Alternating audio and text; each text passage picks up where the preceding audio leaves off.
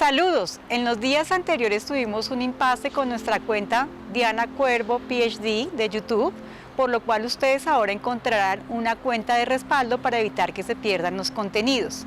Los invitamos a continuar suscritos, compartir el contenido para que muchas más personas tengan acceso a contenidos de medicina laboral, salud pública y derecho laboral.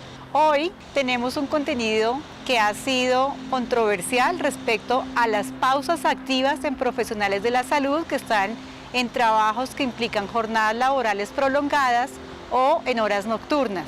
Tenemos dos invitados, el doctor Martín Sánchez Esquivel, quien es un abogado laboral, máster en seguridad y salud en el trabajo, máster en instituciones jurídicas y muy reconocido en el medio de riesgos laborales.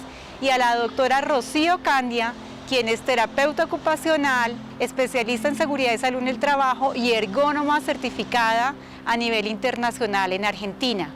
Dicho esto, vamos a la entrevista. Buenos días, hoy nuevamente los saludamos del canal Diana Cuervo PhD. Tenemos a dos invitados muy especiales, el doctor Martín Sánchez y la doctora Rocío Candia. Bienvenidos, doctores, a nuestro programa. Muchas gracias, doctora Diana. Muchas gracias, doctora Diana. Hoy quise convocar dos expertos de dos perfiles diferentes, un abogado laboral experto, máster en seguridad y salud en el trabajo, y una doctora terapeuta ocupacional ergónoma, experta en temas de reincorporación y ergonomía, así que ellos nos contarán, para un tema que quería que revisáramos. En días pasados, el 28 de mayo, conocimos por las redes sociales que algunos enfermeros, 9 enfermeros exactamente, que estaban trabajando en Corferia, donde se atienden pacientes no COVID, y había 5 pacientes hospitalizados en un pabellón con 2.000 camas, pero que están vacías. Se les ocurrió grabar unos videos de 30 segundos para mostrar cómo bailaban y cómo hacían un episodio simulando el Titanic y lo pusieron en la red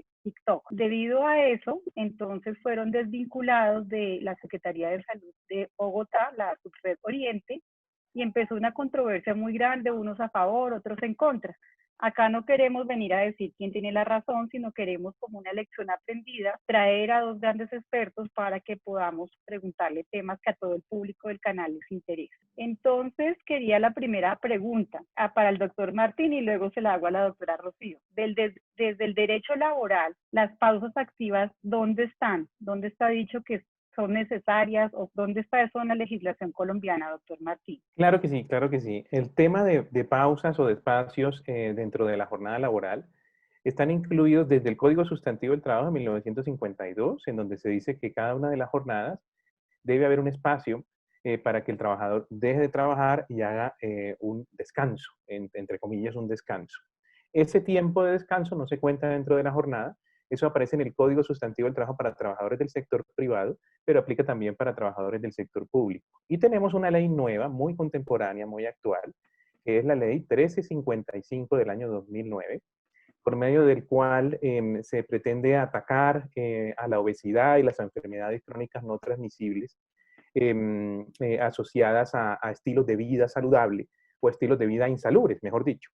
Y en el artículo 5, en el parágrafo de ese artículo 5, se establece la necesidad de que todos los empleadores, tanto públicos como privados, establezcan mecanismos para hacer pausas activas para todos los trabajadores, para todos los empleados dentro de la jornada laboral, naturalmente con el apoyo y orientación de la administradora de riesgos laborales, porque este descanso, contrario a lo que se podría pensar cuando se escribió la norma 1952 en el Código Sustantivo del Trabajo, no es un descanso simplemente libre y ya, sino que una pausa activa debe estar orientada, tener unos objetivos que muy seguramente la doctora Rocío nos va a aclarar después, y que claramente no es lo mismo o no equivale a un descanso libre, a un tiempo simplemente libre, sino que debemos tener unos objetivos de mitigación y control de riesgos.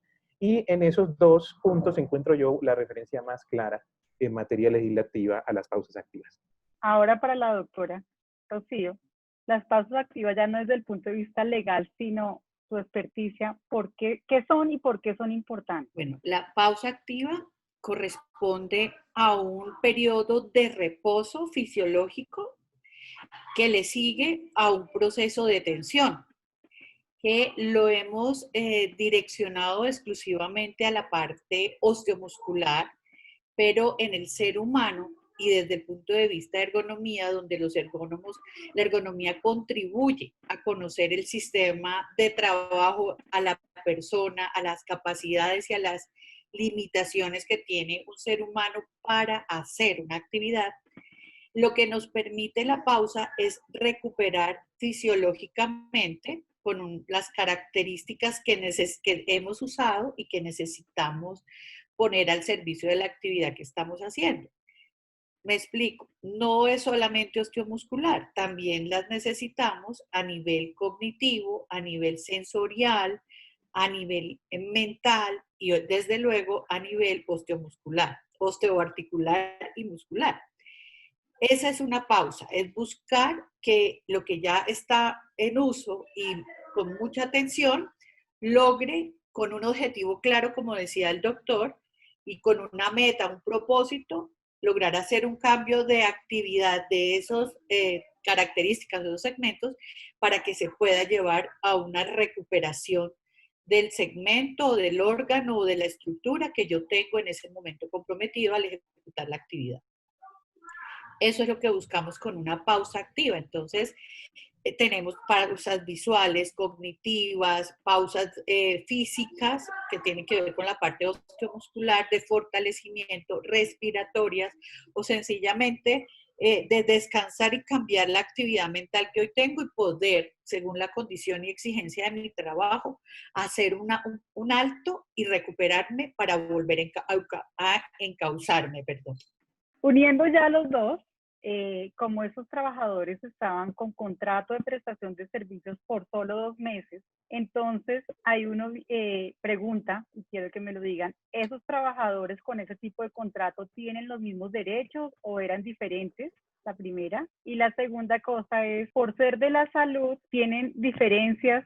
Que uno diga, si bien no eran pacientes COVID, entonces van a hacer algo indebido o a molestar la visión desde expertos. Sí, efectivamente, doctora Diana. El hecho de que estén vinculados a través de prestación de servicios sí marca una gran diferencia en lo que tiene que ver con la aplicación de las normas. Las normas que tenemos están diseñadas para la relación laboral en un primer momento. Y desde ese primer momento, esa forma de vinculación sí genera una situación precaria de derechos para esos trabajadores desde el punto de vista desde el punto de vista que prestan servicios a través de una relación civil o comercial con la entidad. Sin embargo, yo he sido, desde que entré a estudiar temas de seguridad y salud en el trabajo, una persona que está convencido de que esa discriminación que encontramos como dominante ahorita en el mundo jurídico, en la opinión jurídica, debe cambiar. Porque al estar en contacto con expertos como la doctora Rocío, como usted en las áreas, pues me doy cuenta que el hecho de firmar un contrato de trabajo, esa diferencia meramente documental, en realidad no cambia los factores de riesgo a los que están expuestos esos trabajadores. Es más bien una condición de trabajo de tipo administrativo, el contrato que se firma, que hace que se intensifique algún factor de riesgo adicional, por ejemplo, en el aspecto psicosocial, que se intensifique o cambie la intensidad de ese riesgo, y no deberían esos trabajadores independientes, tener un tratamiento diferente en materia de riesgos laborales. Entonces, si tomamos las jornadas de descanso, los espacios de descanso, como medidas de control administrativo, de riesgo psicosocial o incluso el tema de riesgo ergonómico, que la doctora Rocío es experta en todas esas áreas, pues muy seguramente podemos extender el alcance de esas normas que están pensadas para trabajadores dependientes a trabajadores de contratos de prestación de servicios vía la aplicación del derecho a la igualdad. Porque estas personas no están pidiendo una jornada laboral, están pidiendo necesitan, mejor no que estén pidiendo, necesitan y requieren controlar y mitigar los riesgos ocupacionales a los que están expuestos. Y el hecho de firmar un contrato de prestación de servicios no cambia ni la naturaleza ni las características de ese factor de riesgo que nosotros debemos intervenir, identificar, valorar, intervenir. Desde ese orden, desde ese punto, es que considero razonable que a los trabajadores de prestación de servicios les apliquemos estas mismas disposiciones, no teniendo en cuenta que formen parte de su jornada laboral, porque de hecho no tienen jornada laboral, tienen es contratos de prestación de servicios, sino como medida de mitigación de los riesgos a los que están expuestos. Y cuando entramos por esa puerta, entonces ahí sí encontramos legislación muy clara en el decreto 1072, en donde se establece que el sistema de gestión de seguridad y salud en el trabajo que protege al trabajador independiente es el del contratante, donde ese contratista independiente presta sus servicios. Y por esa vía creemos que se pueden hacer extensivos esos beneficios a esos trabajadores independientes. Y por esa razón diríamos que las personas involucradas en esa noticia tendrían derecho a esa protección, con independencia después de la valoración que podamos hacer de las actividades que ellos hicieron en redes sociales. El hecho de que sean médicos no cambia, o que sean del sector salud, no hace cambiar los derechos que puedan tener a que les controlemos, les mitiguemos esos factores de riesgo a los que están expuestos. Ahora, el espacio laboral, así sea el espacio, digamos, ocupacional, a través de prestación de servicios de esos trabajadores, no se debería ver afectado por lo que tiene que ver con la jornada laboral y las actividades que ellos pudieran desarrollar dentro de esa jornada laboral que no estén estrechamente relacionadas con la prestación del servicio contratado.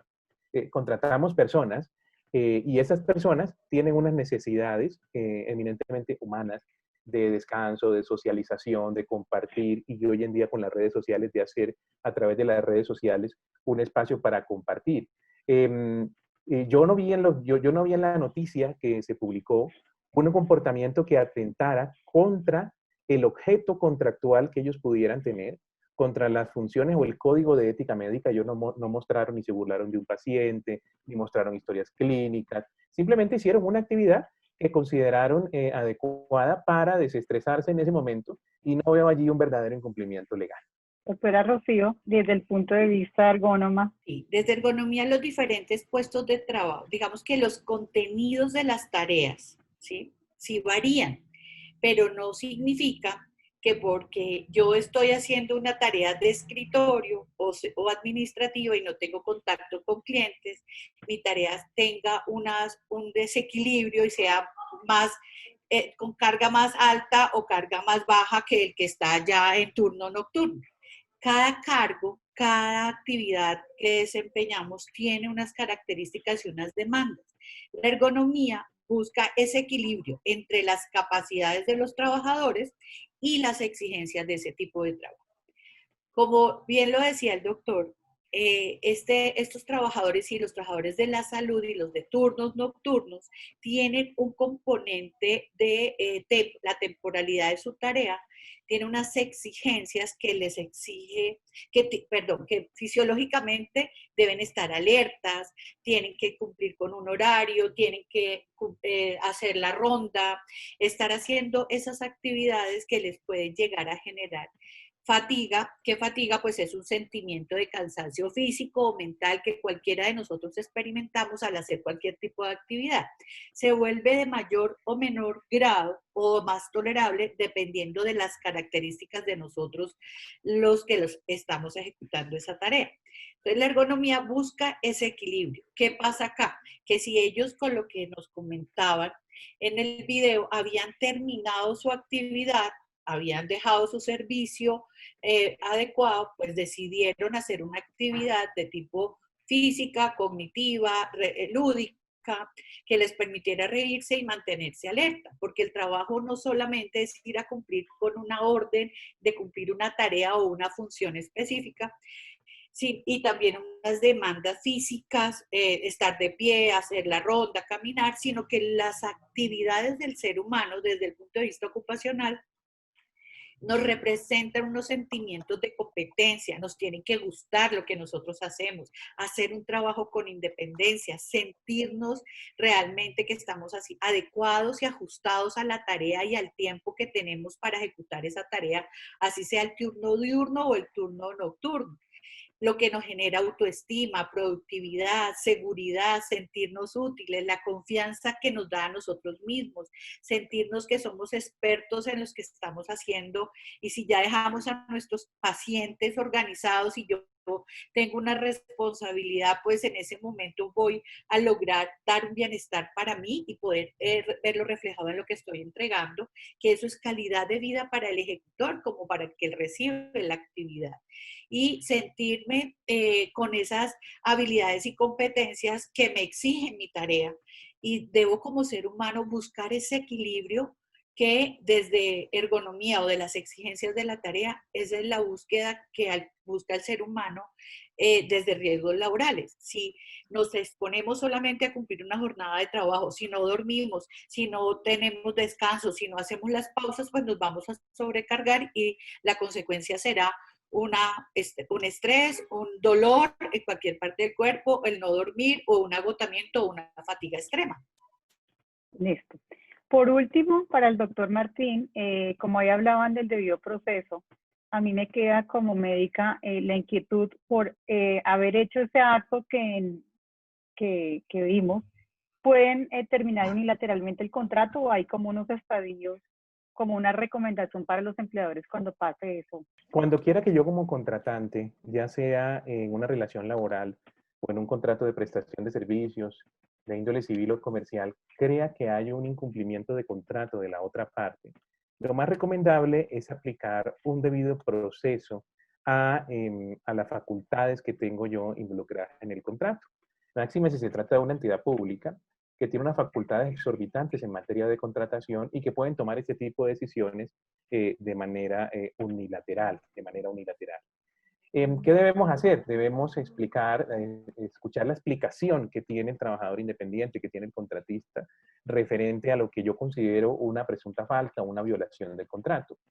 Aquí en este punto, nosotros encontramos en las noticias, en las diferentes fuentes periodísticas, que la terminación se dio por mutuo acuerdo, aparentemente, por mutuo acuerdo. Es decir, luego de que los trabajadores fueron señalados por parte de su contratante por haber en apariencia utilizado los, los recursos de infraestructura del hospital donde trabajaban para unas actividades no adecuadas, podríamos decir, eso también podría entrar a valoración de parte de un juez y ese uso fue un uso inadecuado de esos elementos médicos, de esas camillas, de esas batas de laboratorio que ellos utilizaron, de esa vestimenta, si fue un uso inadecuado, si ese uso implica un detrimento verdaderamente para la institución o no. Pero lo que aparece en las fuentes bibliográficas es que ellos probablemente hicieron una terminación de contrato de mutuo acuerdo. Esa terminación de contrato de mutuo acuerdo no tiene ningún problema, siempre y cuando la manifestación de ese mutuo acuerdo, la manifestación de la voluntad de los médicos involucrados de terminar verdaderamente el contrato sea libre y espontánea. Si no fue libre y espontánea, sino que hubo alguna fuerza, allí habrá un vicio del consentimiento y esa terminación de mutuo acuerdo no tendrá ningún efecto y se podrán hacer las reclamaciones correspondientes.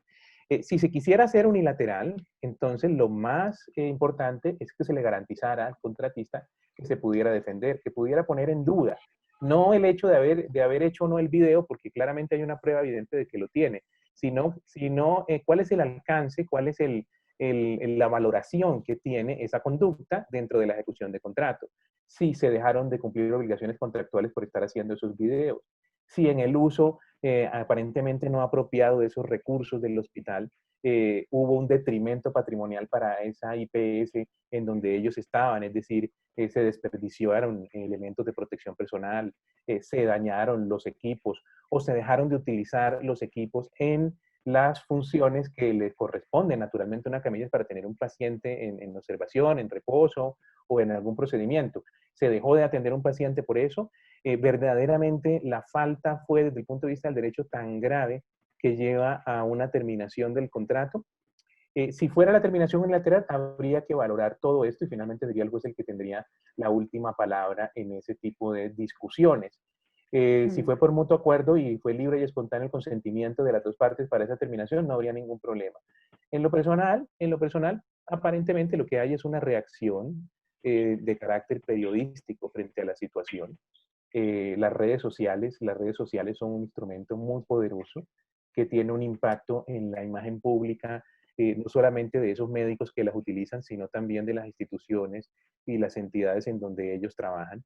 Y probablemente ese golpe de opinión, esa mitigación del golpe de opinión, una situación de emergencia en la que estamos tan grave, de escasez, de crisis económica, de escasez de recursos médicos, probablemente lleve a que ese contratante le diga a su contratista, mire, no estoy cómodo con esto porque estamos dando una imagen inadecuada al público respecto de este tema, terminemos este contrato de mutuo acuerdo y eso se puede hacer. Pero a menos que haya una verdadera lesión a la entidad por las actividades que desarrollan esos médicos, yo no vería un verdadero incumplimiento, un verdadero rompimiento del objeto contractual, en este caso en el que se pone a consideración del público, que apareció en todas las noticias. Muchísimas gracias por este tiempo, por haber compartido con todos los suscriptores de nuestro canal. Si les gustó este contenido, por favor, den like en el video, suscríbase al canal YouTube y si ya es suscriptor, oprima la campana para mantenerse actualizado. Asimismo, los invito a consultar mi página web www.dianacuervophd.com para encontrar contenidos de medicina laboral y visitar la página Facebook Diana Elizabeth Cuervo Díaz.